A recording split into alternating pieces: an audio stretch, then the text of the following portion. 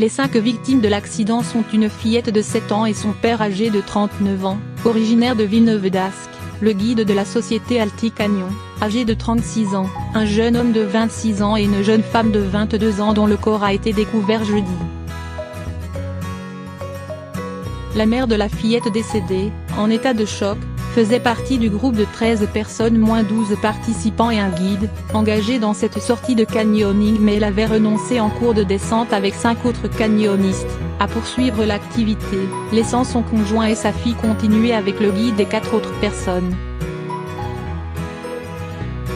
Le groupe de 7 personnes restant a ensuite été surpris par une vague alors qu'il effectuait une descente en rappel. Une éventuelle imprudence du guide.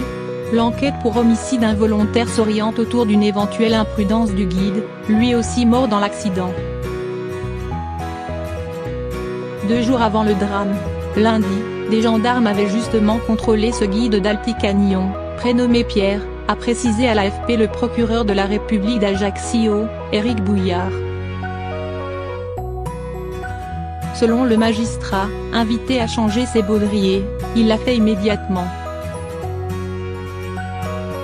Une vacancière, qui devait participer à une sortie finalement annulée par ce contrôle de gendarmerie, a de son côté décrit à l'AFP un guide désorganisé, à qui les gendarmes ont fait plusieurs reproches. Ils lui ont montré que les baudriers étaient en mauvais état et demandé son cahier d'entretien de matériel, mais Pierre leur a dit qu'il n'en avait pas. Pour autant, assure M. Bouillard, le guide était en règle et l'accident de mercredi n'était a priori pas lié à un problème d'équipement.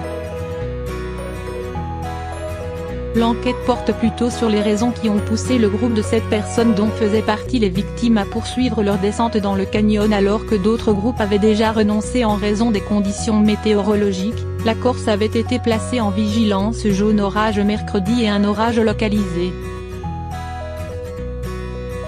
a fait gonfler subitement le Zoïsiou, le ruisseau qui donne son nom au canyon. Émotion palpable. Confiée à la gendarmerie, l'enquête cherche également à établir si la seconde partie du canyon, plus technique, comportait une interdiction pour les enfants de moins de 13 ans.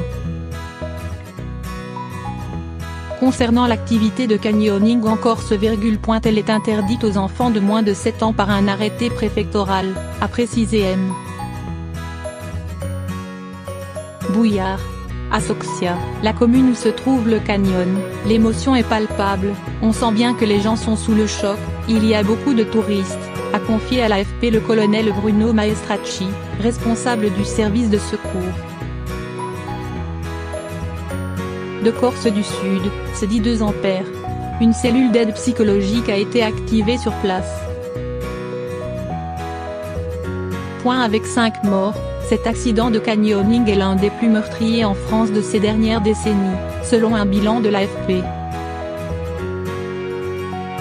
En Europe, un accident similaire avait fait 21 morts en juillet 1999 à Interlaken en Suisse, dans les Alpes bernoises.